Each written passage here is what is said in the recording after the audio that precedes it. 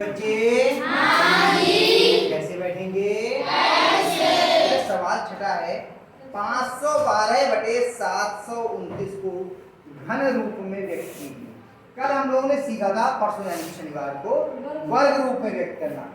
वर्ग का मतलब होता है घात 2 और घन का मतलब होता है घात 3।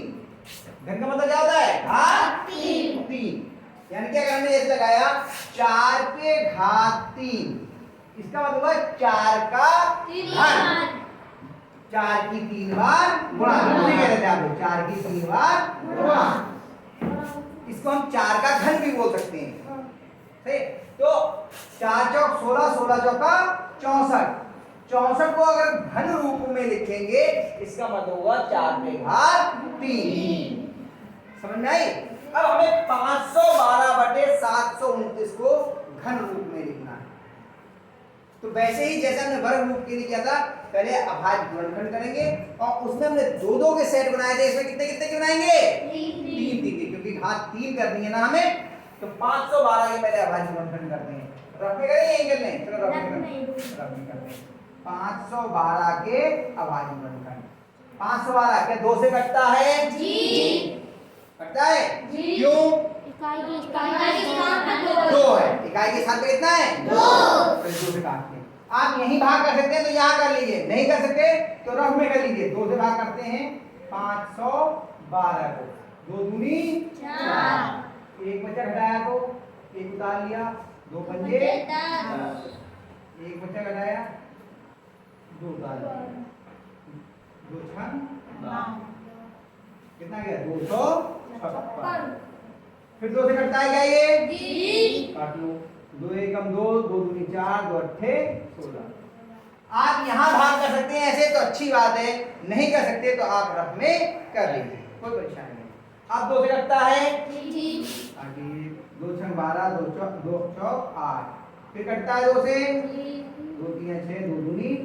अब कटता है 2 से? जी। 2 एकम 2, 1 बचा 12 हो गया, 2 छंग।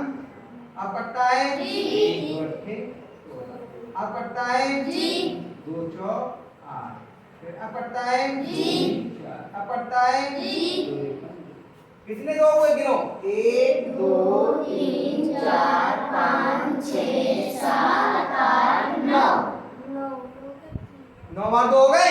हाँ, यहाँ पे तरीका क्या करते हैं हम लोग? सीधे लिख देते हैं 1 2 3 4 5 6 7 8 9। अब 729 के भी हम अभाज्य गुणनखंड करेंगे। 729 के भी अभाज्य गुणनखंड करेंगे। कोई करेगा तुम में से? आ जाओ 729 के, आ जाओ आ जाओ योगेश हैं। 729 के करो अभाज्य गुणनखंड। 2 से कटता है? 3 से? कैसे? नहीं, इकाई के स्थान के हिसाब से 3 की चेकिंग नहीं होती। 3 की चेकिंग कैसे है? जोड़ के। हाँ, 3 से विभाज्यता का नियम ये है, अंकों को जोड़िए, उनका योग अगर 3 से विभाजित है तो संख्या 3 से विभाजित होगी। ऐसे इस 3 को मैं अभी आगे 2 मिनट आप बैठिए। 3 लिखो पहले यहाँ पर।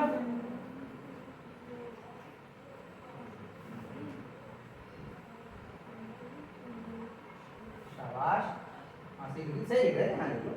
हाँ हाँ, एक बचा 12। शाबाश। हाँ हाँ सही है।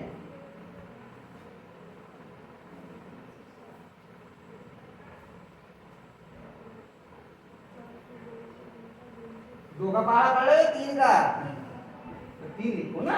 3 लिखा क्यों दिया? घबराओ नहीं। अरे 2 क्यों लिख दिया मेरा बेटा? 2 से, अच्छा एक मिनट 2 लिख, 2 से ये विभाज्य है? 3 से विभाज्य है या नहीं? पहले चेक किया आपने 3 से विभाज्य था?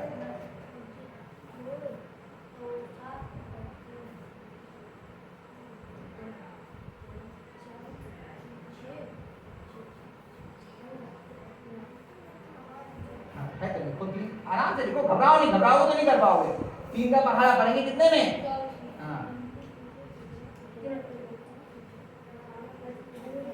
शाबाश।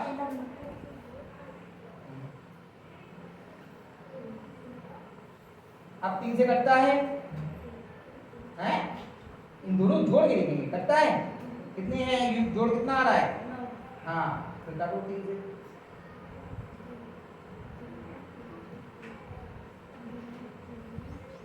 शाबाश, 3 दूनी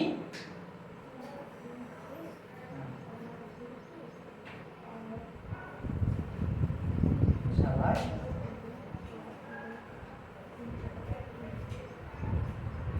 21, बहुत बढ़िया। अब 3 से कटता है 9 आ रहा है, 9 3 से कटता है तो ये कट जाएगा। 21 नहीं बेटा 27 है।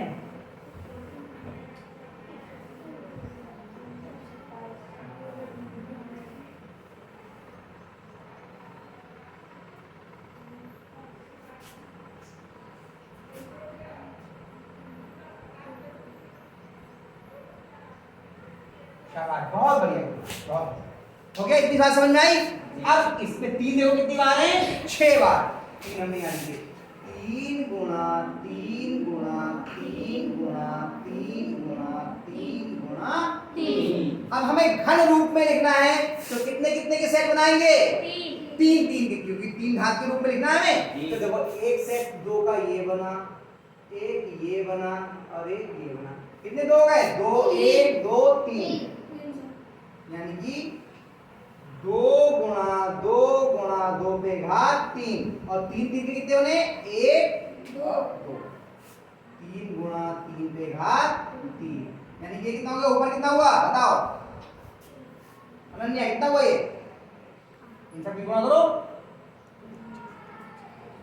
2 दूनी, हाँ जी सब मिला के आप लोग सिंपल यहाँ नहीं आता, यहाँ से आगे गुणा कितनी हुई, 2 दूनी और 4 दूनी 8, 8 पे घात 3 और इनकी करो कितनी आई, अरे वाह राम ललित, 3 दिया 6 होते हैं, गुणाओनी है जोड़, गुणाओनी है जोड़, तो कितना हुआ 9, 9 पे घात 3। अब देखो इस पे भी घात 3 है, इस पे भी घात 3 है, तो इसे हम क्या लिख सकते हैं सीधे 8/9 पे घात 3।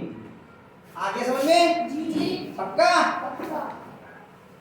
आया कुछ, अगला सवाल बता दे रहा हूँ उसे आप कर लेना और इसको बता लेना, एक मिनट बता देता हूँ केवल मैं आपको।